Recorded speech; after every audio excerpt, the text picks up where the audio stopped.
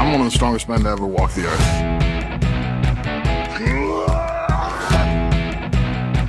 I love Caesar salad.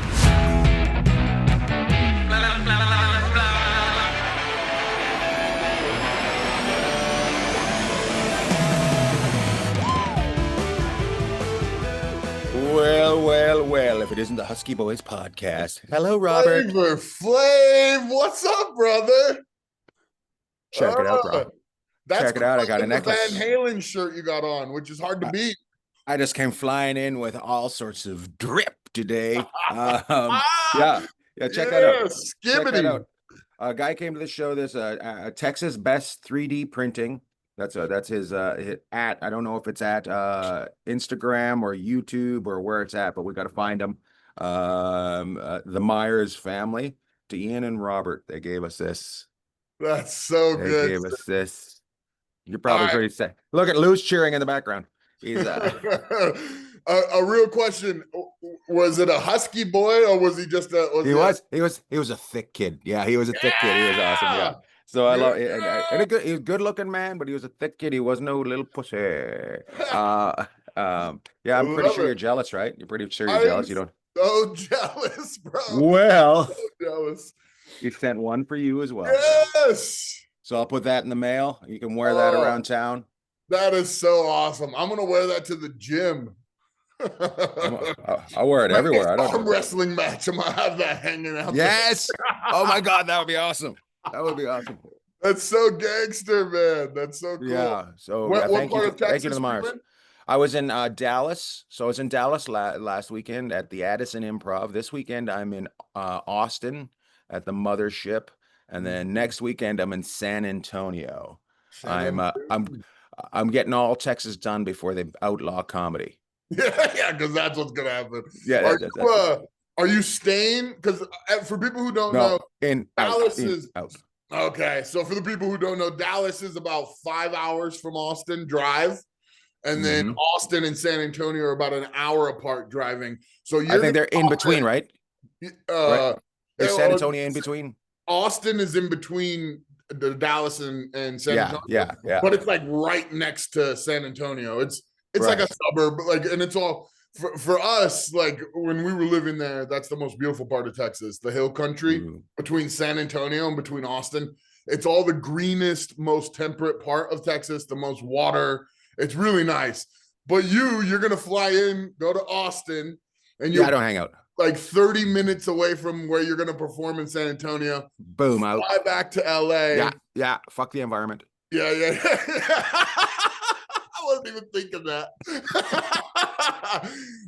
Do that, and then you pop back to San Antonio. Yeah. I come back on. I usually come back on Sundays, but this time I got a couple things I got to do. But I'm going to come back on Tuesday and then fly back out to San Antonio. Awesome afterwards. that you can do that. You got family, you got dogs, you got people that do it. See you. You got things. Yeah. That's awesome. Well, when I got Saturday, I was like, oh my God, Oasis is in Pasadena on Sunday night, right? And I was like, I'm going to be home on. There's no way I'm going to be able to get a ticket. I got 4 tickets, took some friends and my wife, and we went and seen Oasis at the Rose Bowl in Pasadena on Sunday night. You already saw them? Yeah. Already saw them. Oh, was it awesome? For the people who don't know, good. This band has been notoriously absent for the last 20 years because they hate each other. They blew up. They're amazing artists. Amazing. Everyone thinks there's no way this tour is going to happen. Like every time you see a video of them, they're like on edge of fighting again. So it happened. It's really funny. My wife is a little bit just young enough that she didn't go through the huge Oasis phase, right? So she knows a little bit about him, but not too much. She goes, that lead singer seems like he's fun, but he seems like he might cause a lot of trouble. That's a very astute observation. Yeah, it was but I was just, we were up there, I was singing every song. She's looking at me, she's like, I've never heard you do this before. Oh my God, I'm in my Oasis. This is like I'm like 20 to 24 Oasis nut. I was an Oasis head. And I could not believe how much merch they sold. They sold so much merch. It was insane. They haven't been on tour in forever. They haven't been around forever. True. Good point. I mean, you got to think like a lot of those people have been waiting a decade to see them. That's It's a I've been solid waiting 25 years. See, exactly. I still haven't seen them. It's been 40 years.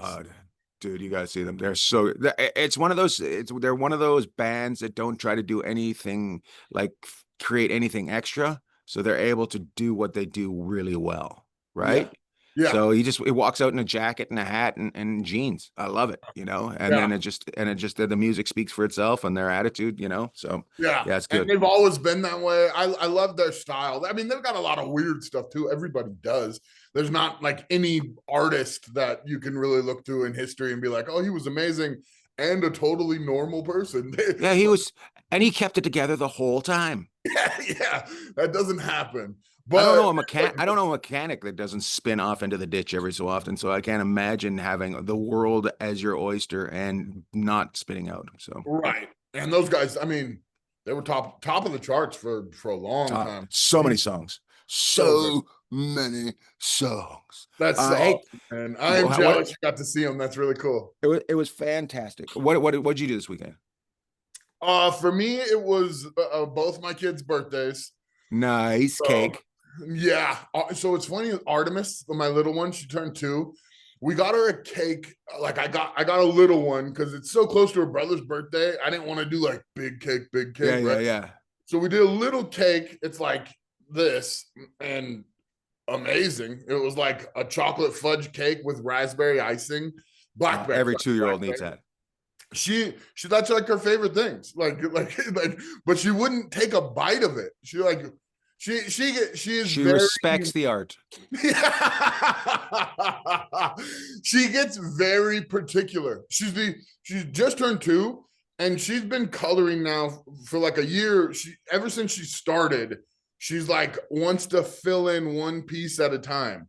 She'll do a line and stuff. Yeah, and then like I've got 10 siblings. My mom was a midwife. I've got like 40 nieces and nephews, all this stuff. I've been around kids my whole life. No kids are like that ever. Like none of them. It's just yeah. So you got one of those. You got one of those adult kids. Yeah. She's doing my taxes. Yeah. Yeah. She's an old soul. So she gets particular about things sometimes, and for some reason she didn't like the look of the cake. She would not take a bite. And then so for her birthday, finally the other day, I got just by like sneaking it in, not letting her look at it. I came from the side and offered her a bite of a cookie. And she like turned and like gave me a side eye and she like gave it a bite and she was like, oh, more. So that's funny. She got a bite of some kind of sweet for her birthday, but I've been watching these videos where the adults, the kids need medicine, so they'll pretend they're giving their brother or sister medicine, and then they'll ram it into the kid that needs it. Yeah.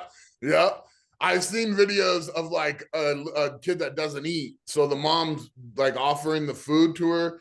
Then they offer it to the dad. The dad says no, and the mom slaps the dad. And then that's funny. Points it to the kid, and the kid will open their mouth and eat it. That's awesome. It's good for you, but it seems like it works.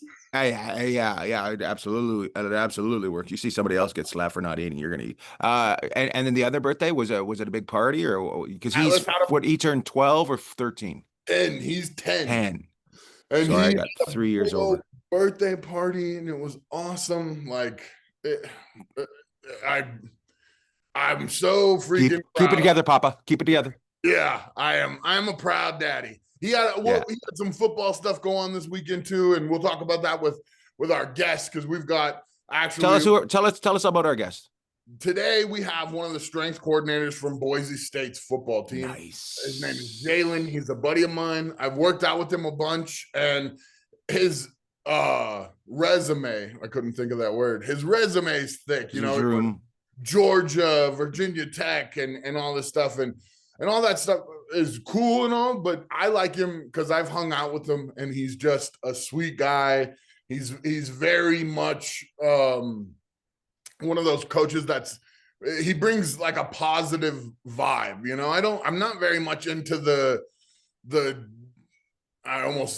certain words you can describe him as. I'm not into the coaches that are like super strict and serious and yelling and like that kind of stuff. It never worked on me. And old school. And I I've had old school coaches, and I had old school coaches that were nice. Like my best coach went to Berkeley, so he was a hippie. He played football at Berkeley in the 60s. You know what I mean? So like Leatherhead. Exactly. That was my favorite. Like he was my example as a man growing up. Like he was my favorite.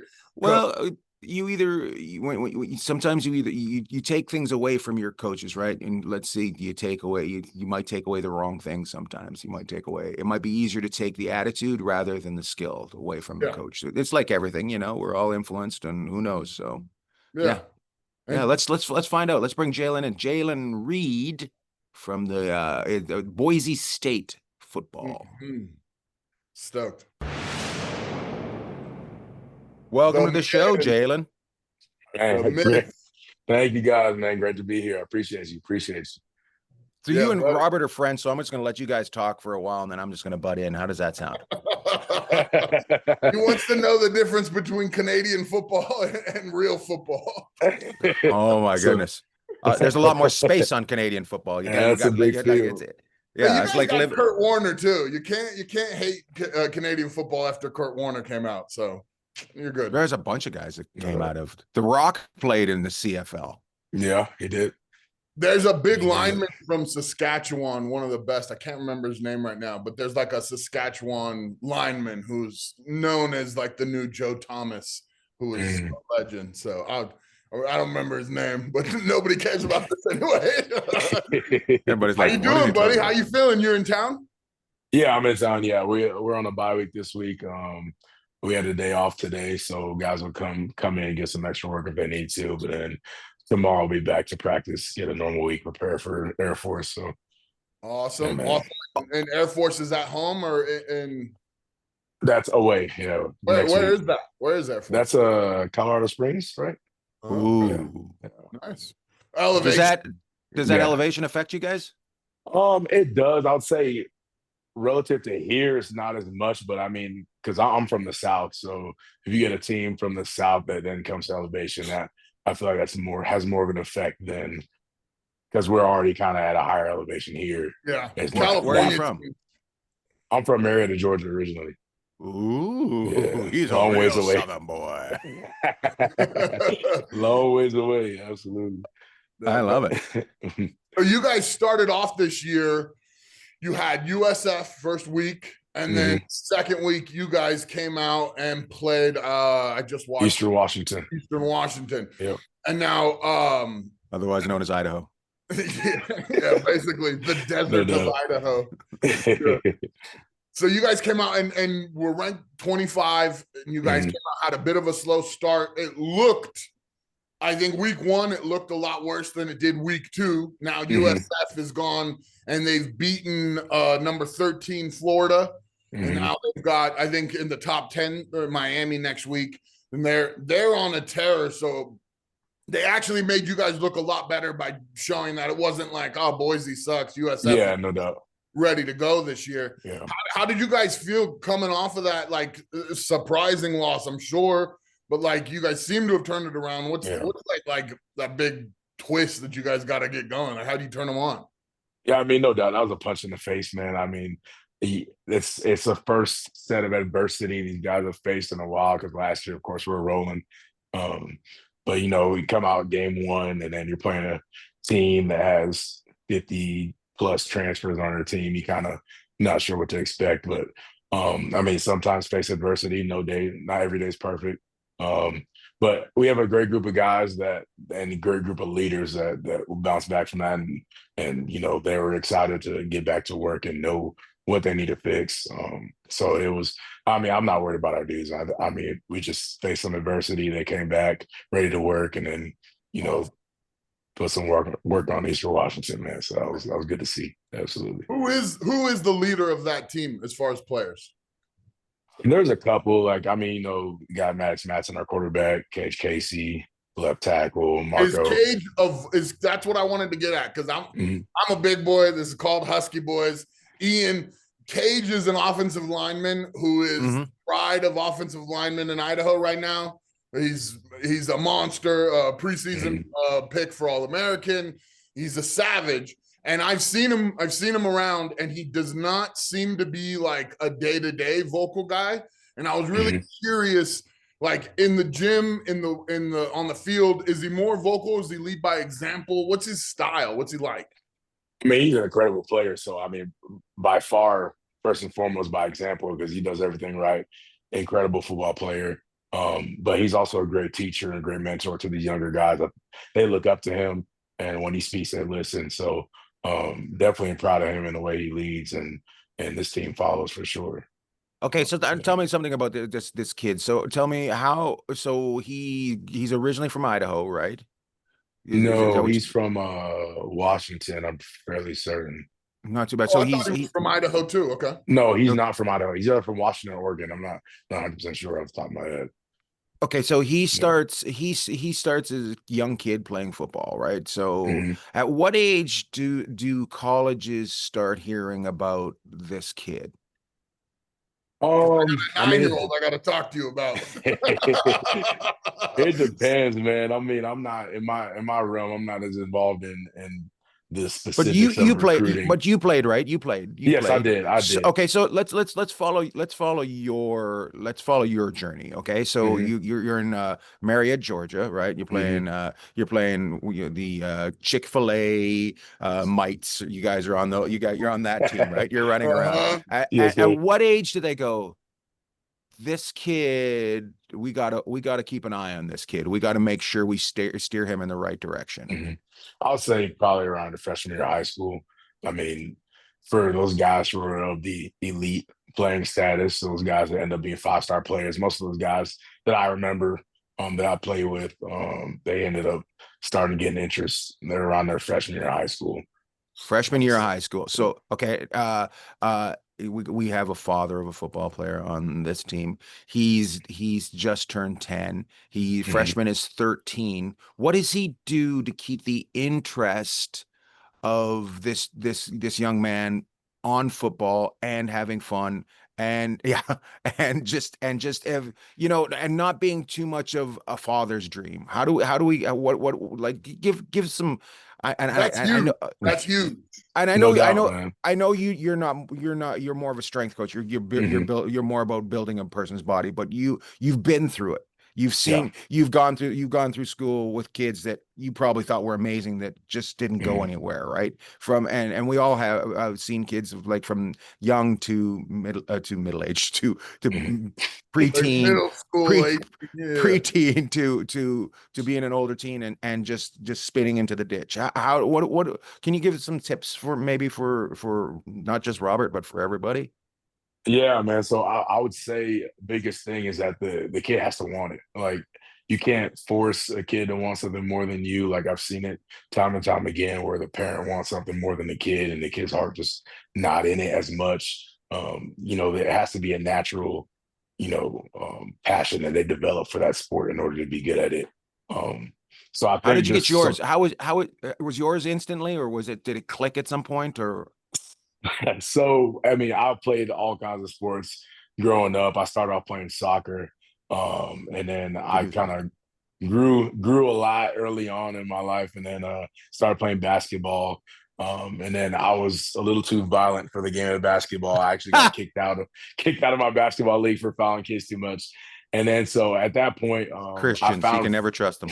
I found football.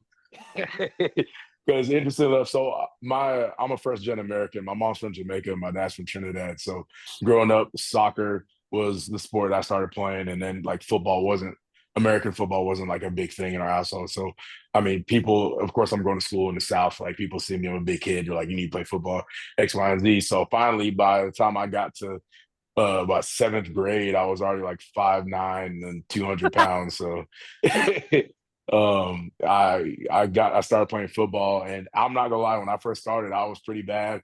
I played O-line, and then I was an awkward body, I was powerful, but I was kind of over the place. And then at that point, I kind of just decided like this was a sport for me. Like, I love the balance for it. And then came back in 8th grade, and then I was a good player. Started playing D-line, and then it kind of just took off from there. So I think it was just trial and error from trying all these different sports and kind of being pushed in that direction just because I was bigger and more violent than the other kids. So It's kind of a natural selection thing for me. I want to say I have played football in Jamaica, so it does exist there. It does exist. I had to force a bunch of people at the hotel to do it with me, but it does happen. It happens. Oh man, That's really funny. That's cool, man. That's really I like the idea of doing extra stuff. Like, don't a lot of parents, they get really focused on like, my kid's gonna be a baseball player, my kid's gonna be a hockey player, a football player, and it's like, yes, let them have fun. Like, exactly. Your kid, if he's running around playing sharks and minnows, he's getting more athletic. He's growing. Exactly. Having fun, he's gonna try hard. No doubt. Like, that's how it goes. And so a lot of dads miss out on that. And I think if they just took a step back and let them be kids, they a lot better result. Do you think that by any chance, do you think that that's become like that as the money has come into the game? Like back in there was a certain age where professional players were also in the off season were working normal jobs.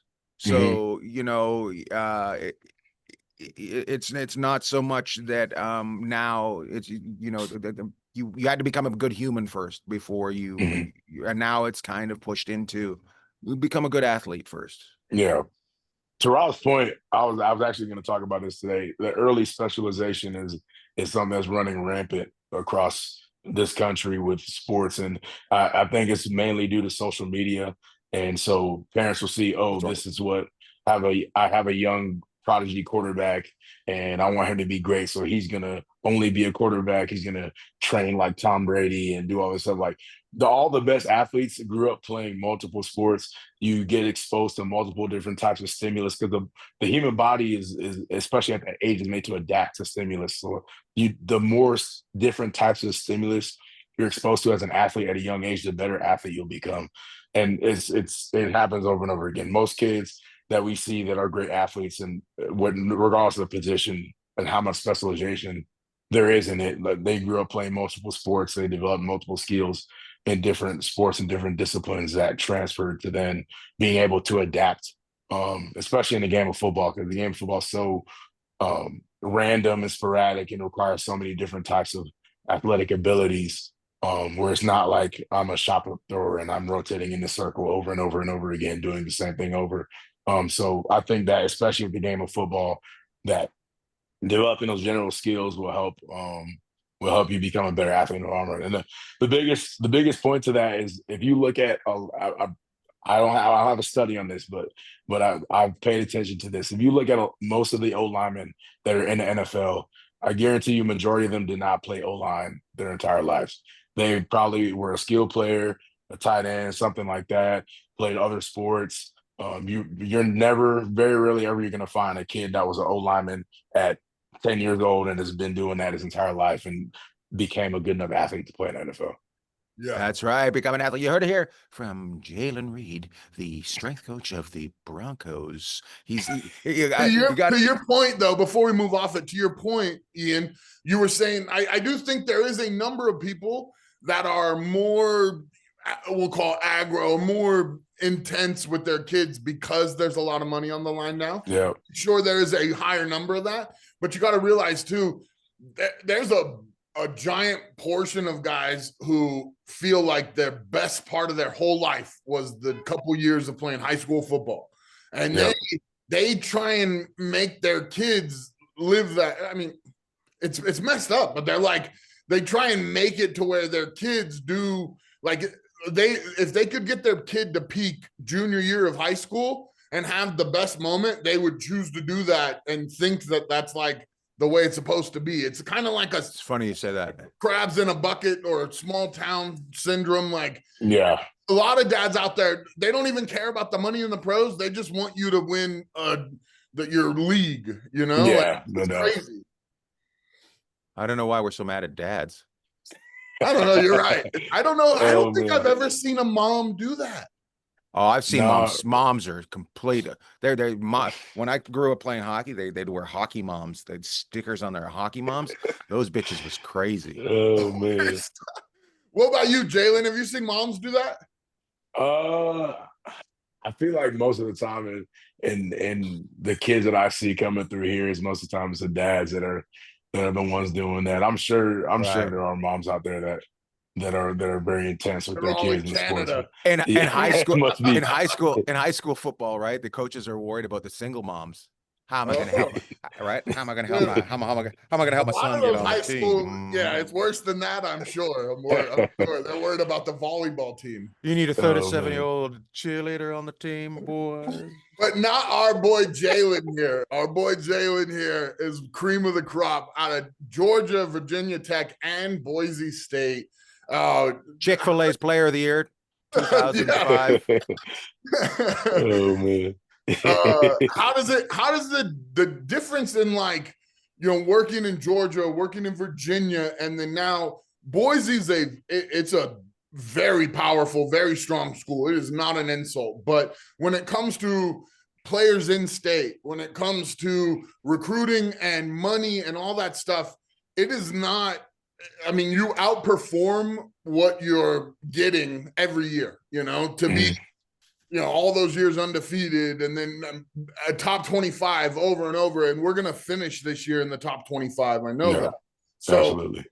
With all of that performance coming from like this much guidance, money, in-state players, all the stuff that like Georgia, California, Texas, they get all that. What do you see as like, because it's not really, you're not performing like a small, I mean, as a population, we've got to be one of the smallest top 25s, right? No doubt. Yeah. No, man, I will say I've been at multiple different places and coming here. What I've noticed is that the culture that is just instilled here over those years of those teams that have had so much success, it just bleeds all over the facility. And like these kids come here knowing that and knowing what they're playing for and know what they represent, being a Boise State Bronco. And that's not something that exists at a lot of places. So it's just the pride and tradition of this place alone kind of sets the standard for how these guys need to operate on a daily basis. And so that's something that's not something I do. It's not something anybody's building does, but it just merely exists. And we're just carrying that on. So I would say it's that from a culture standpoint, it's pretty easy to get these guys going because they know why they're here and know what they represent when they put that jersey on. So it's pretty cool to be a part of, I will say. I'm doing my best to do that with the younger groups, with high school, middle school. I'm involved with a couple different areas of that. And like, you can see like there's a big influx of people here. There's a big like opportunity for growth. And it will be really cool to see this new batch of kids right now as they get older over the next, 10 years. And I'm really excited about the future culture of Idaho sports because of that. And No doubt. It all comes from you guys, and I know you make it, but you carry it and you absolutely. There's a reason why you're there. Like I'm not trying to make you feel all weird and embarrassed, but the reason you're there is because you are powerful enough and you hold yourself to the highest regard of like having to be that man. And so anyone else who sees you is like, all right, if I'm in a foxhole, I'm with this guy. So like, no doubt, it's awesome to see that. I really hope that we can continue on that stuff. So. No doubt, man. I appreciate that. I've never seen Robert fanboy out like this. I love kids sports, man. It's like he loves the Broncos. He loves the Broncos. I love the Broncos. He'll get you tickets, Robert. He'll get you tickets. I like kids sports. It's my favorite. Like I've got a 10-year-old who this last weekend on his birthday got in his first football fight on the field. It was insane. Last week he got blinds cracked. This coach couldn't block him, so they crack blocked him, and that was a whole thing. And then this one, the beginning of the game, there's a buddy of mine here. We call him Tall John. He's a Highland Game professional athlete. Throws the cabers. He's a big dude, and he walks by on the field. I was like, "What's up, John?" He's like, "Oh, I'm here to see my nephew. My nephew's playing on the opposite team that from yes." So I look out there, there's this kid, there's Atlas is one of the biggest kids out there, but there's always a kid that's like a little bit taller than him. And this was the only kid out there taller than them. And they were whack. And by halfway through, because they only play halves, by halfway through the first half, they started getting chippy. They were getting upset and everything. And then they're in the end zone, and Atlas had ran him off about 8 yards, like ran him off and just was holding him there, like not holding, but in here holding. Yeah, I know what you mean. I don't want people listening to think. Anyway, cheating, Robert. Cheating's the word. He had a great block. He drove him downfield and locked him up, and the kid swung on him. And man, they wear helmets. They wear like little pads. The reaction, like it's so much. I'd way rather it be a kid, because like when the coach told them to cut block my son, I wanted to fight the coach. When a kid swings on your kid, I was like, what are we doing? I was like, let's see. And that's how we doing this. Handled it. He went, face to face, didn't back down. And he told the kid, he's like, you need to be nice. And then he turns and walks back to the huddle. And I was like, yes. The very next play, they line up head to head, right up against each other. And I was like, oh my gosh, they're going to make these kids fight. But it went well. They were very chippy, very aggressive. And both of them were like respectful at the end. It was awesome. And I'm going to go find that kid. I'm going to tell him to come train with my son, because I want both of them to be their very best. And I don't care if they play against each other, play with each other. I want them both to do great, and it was really cool to see. Really cool. That's incredible. There's gonna be tears during this podcast.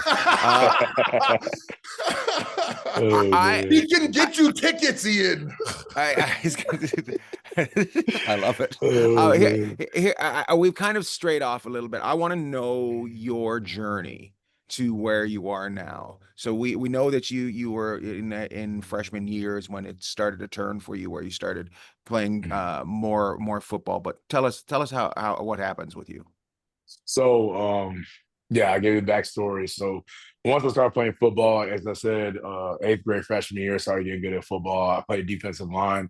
So I'm 5'10". I'm what would be considered an undersized D tackle. So I was told that, once I got through my freshman year, I kind of stopped growing. I'm 5'10", stopped growing. Thought I was going to be taller. Then the doubt starts to creep in, because I know like in the league in Power 5 football, like these guys are like 6'2", 6'3", and up, man. So doubt started to creep in for me, because that was my goal, of course. So I was a great high school player. I was an all-state player my senior year. I got a lot of FCS offers. Georgia. Yeah, that's in not Georgia. New Mexico. That's not Arizona. That's a Georgia all-state player. That's pretty damn good. Go ahead. Sorry. Chick-fil-A's best. Chick-fil-A's best. And so I ended up going to Furman University in Greenville, South Carolina. Had a great career there. Started 40, 46, 47 games.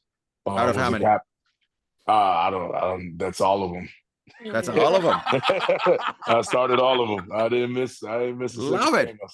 I redshirted my freshman year, but then after that, all those 4 years, I started every single game. I was a captain my last 2 years. So I loved the game. When I finished playing, at that point, I knew the NFL wasn't going to be a thing for me. I was battling injuries, and plus, as I said, like I'm severely undersized. I was a great college football player, but I knew that I could put my chips in another basket. So I decided going to corporate. Did you like in junior year, were you like, I got to get my degree, or did you know the whole time? Like, did you have a switch where you were like hustle and catch up and figure something out? Or did you like have a process the whole time that you knew you were going to fall back? I knew the whole time. And plus, so the school I went to is a pretty academic school. And so you were held to a high standard academically throughout the whole time. So I always knew that like football isn't forever. So regardless, I'm gonna make sure I get my degree and I take school seriously, make the connections I need to have a life outside of football. So I would say I took advantage of that part the entire time, while also taking football seriously. Nice. And there's a lot of kids out there too that can get that opportunity. They don't realize that like you were at a great academic school, you were all state in Georgia, and you still ended up at your school. Is that what division is it? FCS, D1AA.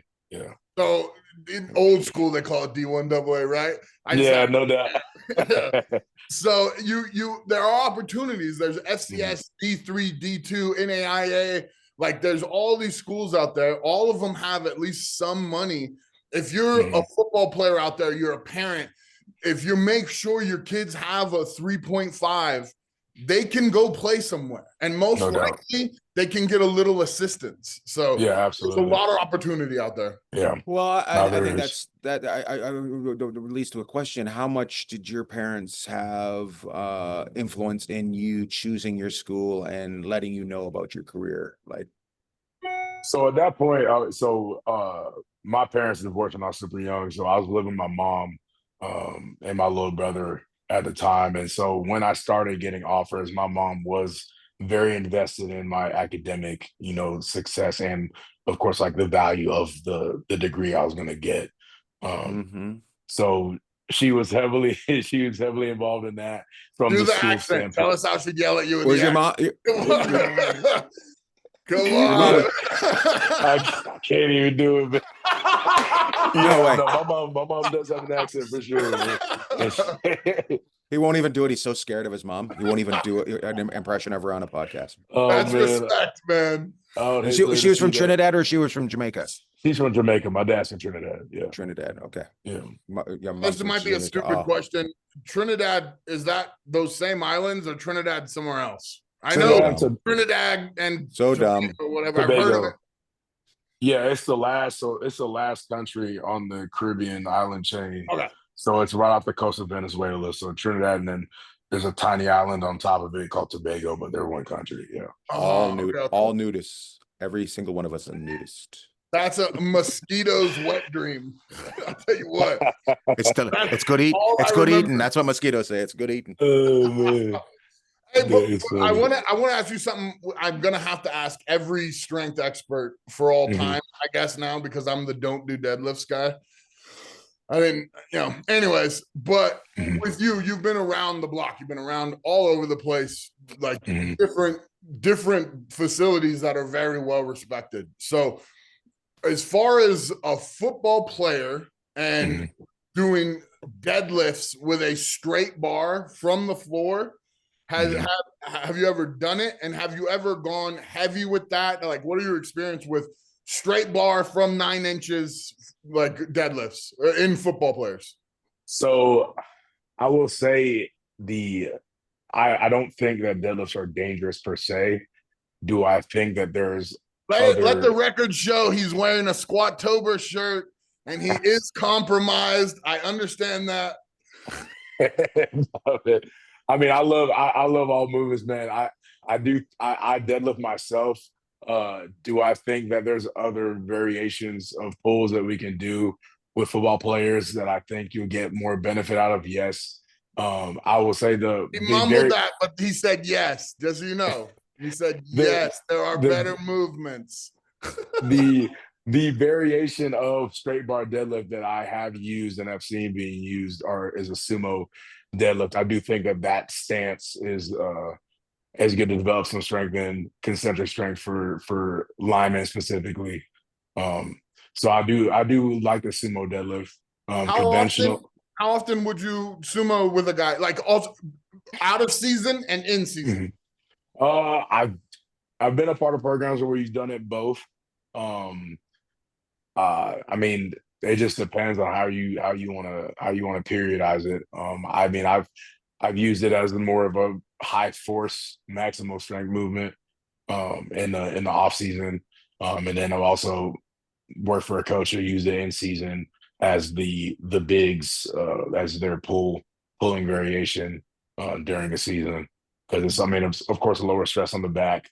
That stance with all the abduction that you have there, is good for linemen. So it's used. I would say conventional deadlifts have not used it much. Yeah, that makes sense. Are you an Anatoly fan? Sorry? Anatoly, the guy that goes around dressed like a janitor. Oh, the janitor guy. No, those videos are funny, man. Those videos are hilarious. I don't know if I believe most of them, because it's like half the time it feels like it's so set up. That guy is very deceptive with how he looks versus how strong he is. So some of them are real for sure. Like you can see the ones that you think are set up. Yeah, will trick you, but some of them are set up. But Yeah, it's all similar right. It's setup still for sure. funny. He's still lifting it all, but he's still lifting it all. That's what's impressive about it when he Yes. yeah. No doubt. Yeah. Yeah. Yeah. So Big Ramy, who's one of the biggest professional bodybuilders of all time, he started in, I believe it was Egypt, as a janitor. Like he went to Egypt and his family was like very poor. They didn't have anything. So he started overnight being a janitor at a gym, and he asked them if he could work out at night. And then he became the Olympia champion, the greatest bodybuilder of the year. So, you know, you can. I think stories like that say tell people a lot. It's not always about spending the most money, right? It's about finding something. He obviously found something he liked. He had the drive to keep doing it. He worked to make his family money, and he worked out, like I don't know why I spun off on that. My real question is there any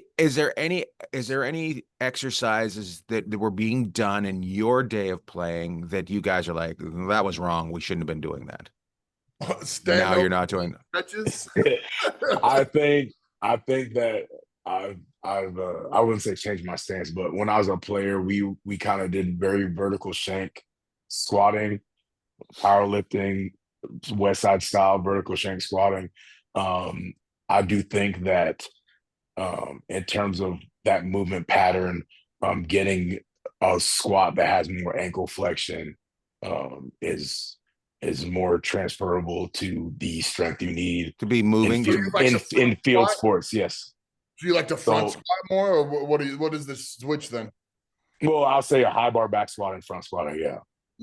Correct. Like when I play, like we were low bar squat. we do both, man. Well, you know what you're doing. I'm telling the people at home. No, I would say like if I had to teach someone how to squat, I would start with a body weight zombie hands out squat. I would go to a goblet squat, then I would teach them front squat before back squat. What about kids in the gym? So this is something I have a lot of friends that have kids, and I've got a lot of just people around me and stuff. And so I don't publicly say a lot about this because I'm not in a position where I'm going to tell a dad how to raise his kids unless you're being abusive. I leave you alone. So I see a lot of these kids, between 8 and 12, and they're pulling max deadlifts, doing max squats, failing at benches and stuff, and that kind of stuff. I'm pretty sure everyone knows how I feel about it, but how do you feel as an educated man? That is one of the hardest things I think that exists. I think there needs to be more education for people that have kids, or the strength coaches around the country that coach these kids. And I know a lot of kids don't have strength coaches, but the creating bad movement patterns and stressing the body to that point with those bad movement patterns early on is like the worst thing you could do to a kid. Like these kids need to learn how to move great first before you add load to that. So kids need to learn how to hinge, and need to learn how to squat, need to learn how to press, need to learn how to row, need to learn how to move, how to rotate, and all these things, these general movement qualities before it comes to how much weight can I put on the bar. Because if you're taking a kid and he has no idea what he's doing, no technique, no mastery of the movement, and you're just loading them up, all you're just creating bad movement patterns, and setting this kid up for injury later on. So I think see a lot of the kids get together here. We're trying to join with the hockey team because the way they work out, but I see them doing single leg hops into pistol squats, body weight like Cossack squats into sideways jumps and lateral movements and stuff. And I'm like this is how you make a monster. Everyone should be doing that. And across the board for every sport. So it doesn't seem like it's complicated. It seems like it's more of what we were saying earlier, where somebody for some reason has it in their head that this kid's got to live out my fantasy of having a 500-pound squat when he's 10. No doubt. Yeah, exactly. And then the thing is, people see stuff on social media and see adults and kids, college football players, NFL football players, see how they train and think that that's how their 10-year-old son should train. And it's not like your training age has a lot to do with how you need to train. And starting off is technical mastery and becoming a well-rounded athlete are first and foremost. Yeah. We're changing the name of this podcast to Bad Parenting. At least this episode, dang. I don't even have kids, and I feel like walking next to the neighbor's yard and just telling them they're raising them wrong. What are you doing with your kids over here? Oh man, you guys are idiots. I got to go back and finish my podcast. Yeah, that's I love it. Are you, so I don't know much about the college, American college. Like, do you have to teach a class as well as coach, or are you just considered a coach? No, so we have a director of sports performance, and then I'm the associate director, and then we have 3 other assistants as well, and we all just work with football. Okay, full-time job. Yeah, interesting. Appalachian State, they're teaching too.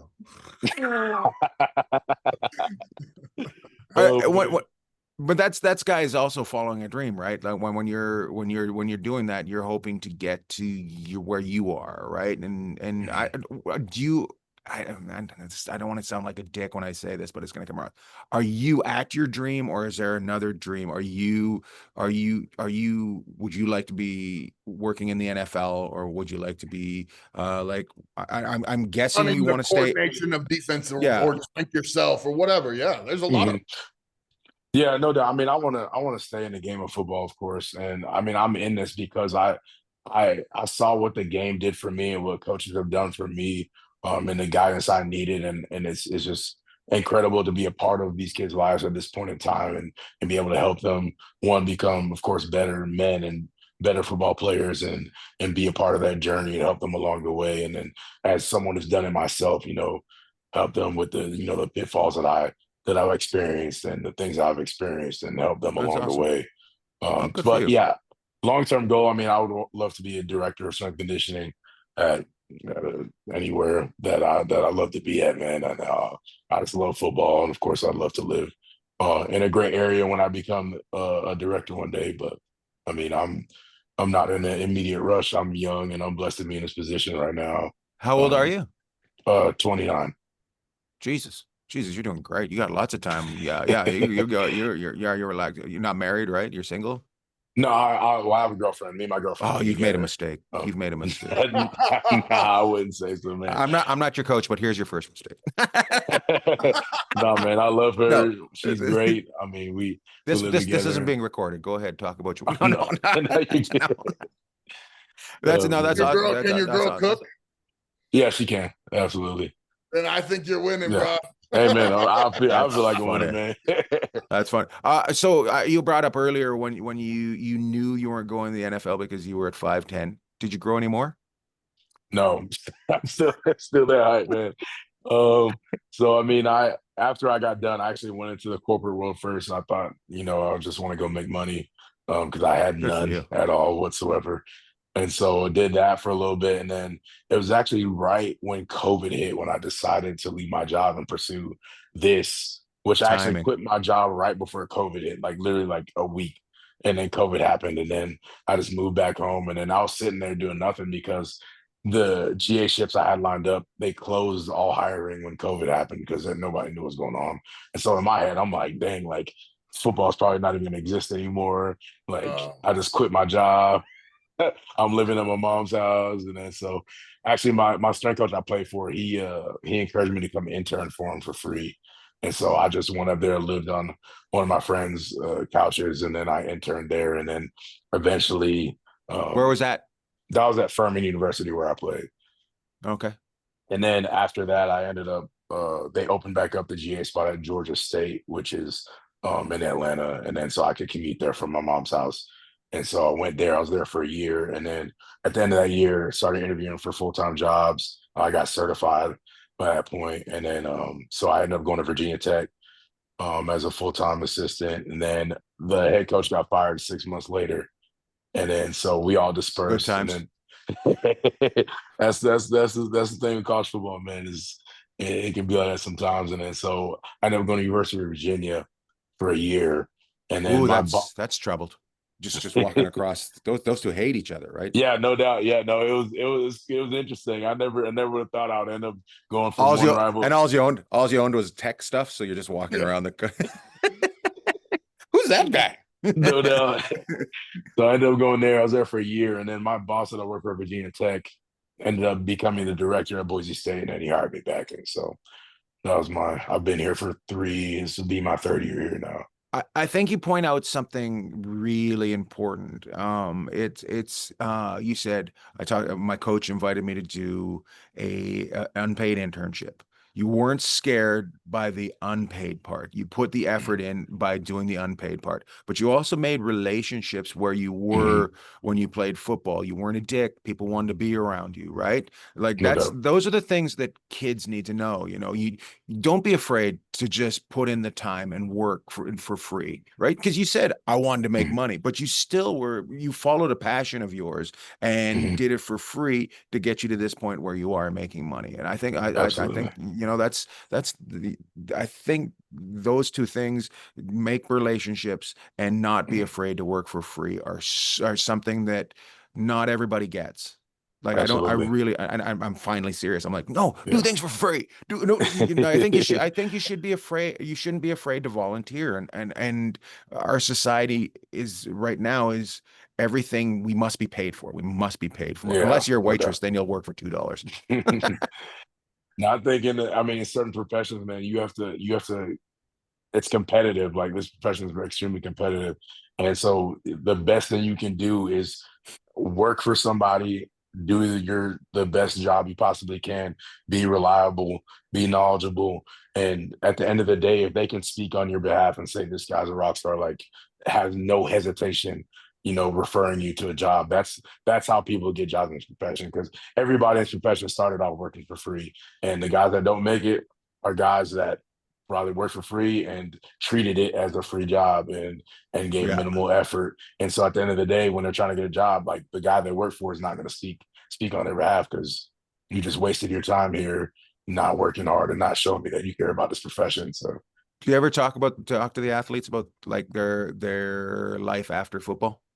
Yeah, I do. Absolutely. No, I mean, our office is an open door. We have kids that come in there all the time and just talk to us about life. It is not even football stuff. And so, like, of course, like I always try to ask kids about their plan, especially those kids that are older, asking about their plan. Because if football doesn't work out, like, what is it that you're investing in that you want to do your time outside of football? So, but also football is such a short period of life after a certain age, right? There's so much more life after football. So giving them, and not, hey, you got to do something after you're done, but hey, just have it in your mind. What else do you enjoy? Right? Yeah, absolutely. No, you got to think about it, because I think even of course the chances of making the NFL are slim, and then after that, I think the average lifespan of an NFL player is like 3.5 years or something like that on average. And some kids are 1 year. There's a lot of guys on 1 year and a lot of guys that are 2 or even less than that. So I mean, a lot of guys get cut before they let them put the pads on. I was about to say that. Some guys don't even get invited. Sorry. That's that's awesome, man. That's cool that you guys are that way.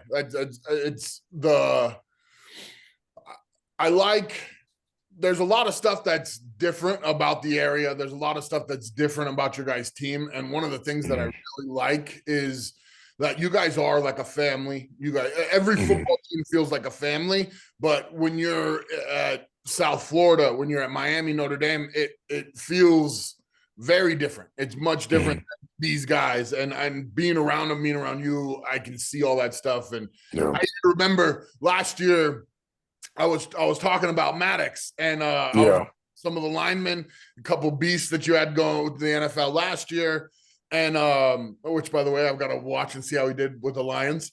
But like, I was talking about Maddox to the guys, and what I was trying to say in a nice way was he doesn't have that like pristine stand there Tom Brady style. He's much more of an Aaron Rodgers, like he looks like he came up tricking, doing dirty stuff, like you can see. But the thing that I didn't do was I didn't say Aaron Rodgers. I just said I said everything but that. So they No didn't doubt. know I was complimenting him with like he's got grit and tenacity. Yeah. And just seeing their reaction of like, are you really trying to talk about our boy? And I was like, I was very impressed with that because like I'm an old man. They were excited to see me, and they were not afraid to be like, don't talk like that. Like they were afraid to be like, we don't do that. So I like the feel of your guys' squad. Your coaches were all very invested. Your guys are all. I mean, a lot of teams, you get done with practice, nobody hangs out, nobody wants to be around each other. This guy hates that guy. There's like drama and all that, and it just seems like your guys would do a sleepover and hang out all day and just be the same. Oh yeah, no doubt, man. These kids love each other, man, and I'll say that's the biggest difference in the places I've been, and that's what makes great teams is that these kids are they know each other, they're invested in each other, and they know each other's why. So when you're like that, I mean, it's the sky's the limit in terms of what you can accomplish because you're willing to sacrifice a lot more for the guy next to you when you're closer to them. Nice. And you guys carry that torch, man, for sure. Absolutely. Awesome. Absolutely. We appreciate you coming on and talking to us about whether you should squat or not squat. No, we appreciate you coming. No, whatever. I just read it. I just seen Power Squatter.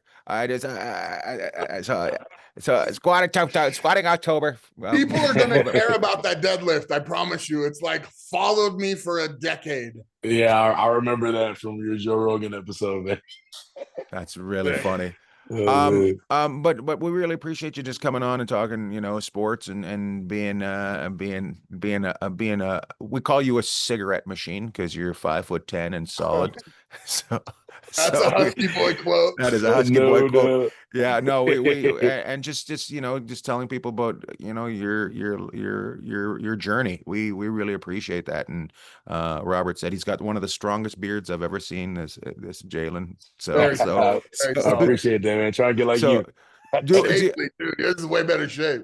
Would you want us to give out your socials? Would you like us to mention your socials, or do you like to stay pretty private? Yeah. So you're on Instagram. You're Coach Jay Reid, REID, and on X, Coach Jay Reid _75.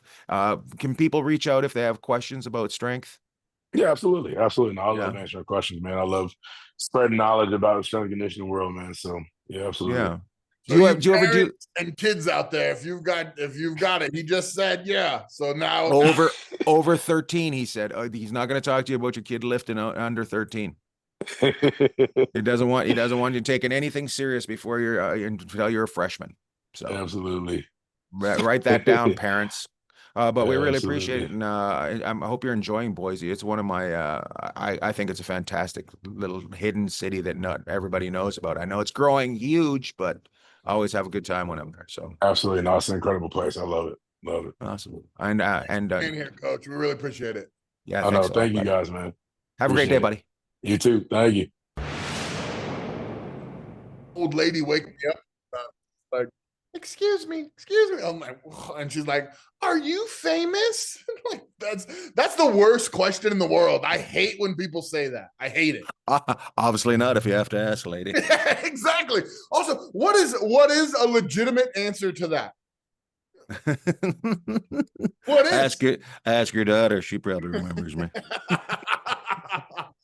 Yes.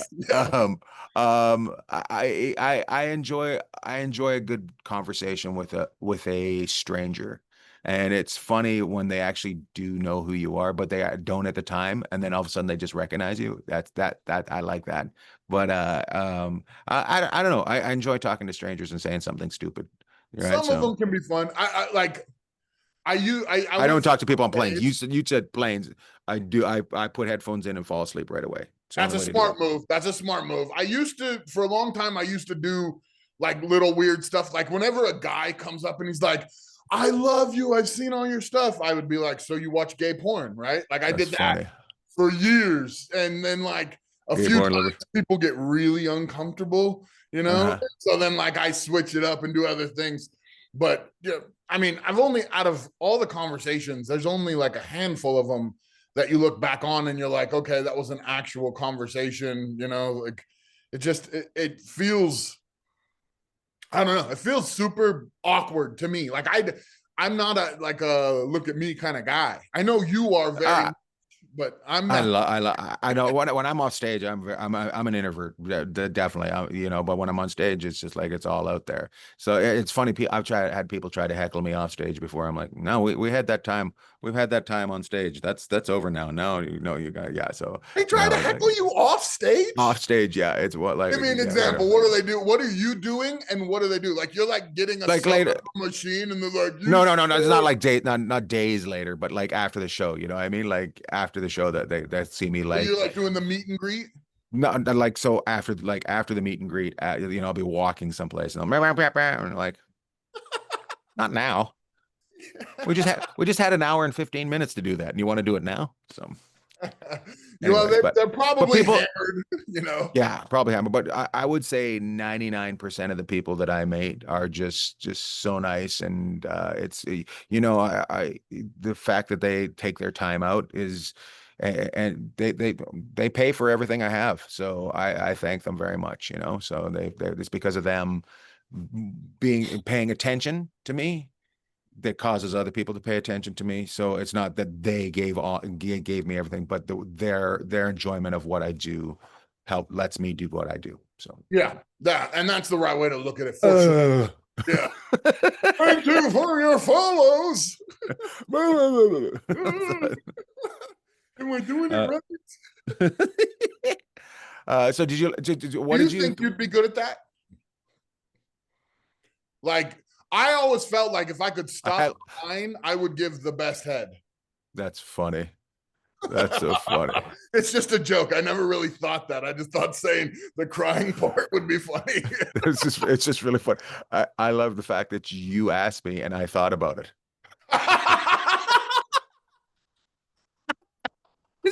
Now I gotta know, what was your first thought?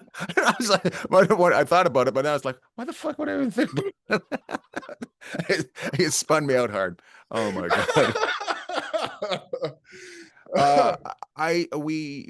We're on episode. I don't know what episode that was, but we're probably about. I'm enjoying doing this. I think they get better every time. I think we're becoming more relaxed with each other. We're hoping to get into studio together at some point and send us some messages. We have an Instagram. We have I don't know if we have an X. I don't do X, but we have Facebook. We have YouTube. So send us some messages. Tell us who you'd like to see for guests on here. Tell us if there's subjects you want to talk about, and if you have questions for Robert, like, do you think you'd be good at it? Not for just me, for Robert or Ian. No. If you have complaints for Ian, please send them. I'm sure you have complaints, but we'd love to hear from you guys, and thanks again to the Myers family in Texas for our first gift, our Husky Boy chains. So I'll be sending that off to Robert today. I'll be putting that in the mail and sending it up to him. I'm gonna wear it to the strip club. Yes, let them know. Let them know they can actually sit on your leg without breaking it. We'll get a Husky Girls one just for a thick stripper, and she can wear it. Yeah, it's something you can call a guy. I would not call a girl Husky. Do not. There were no dresses in the Husky section when I was a kid, you know? Well, yeah. Just the smiling politely section. Yes. We'll see you again next week, Robert. All right, buddy.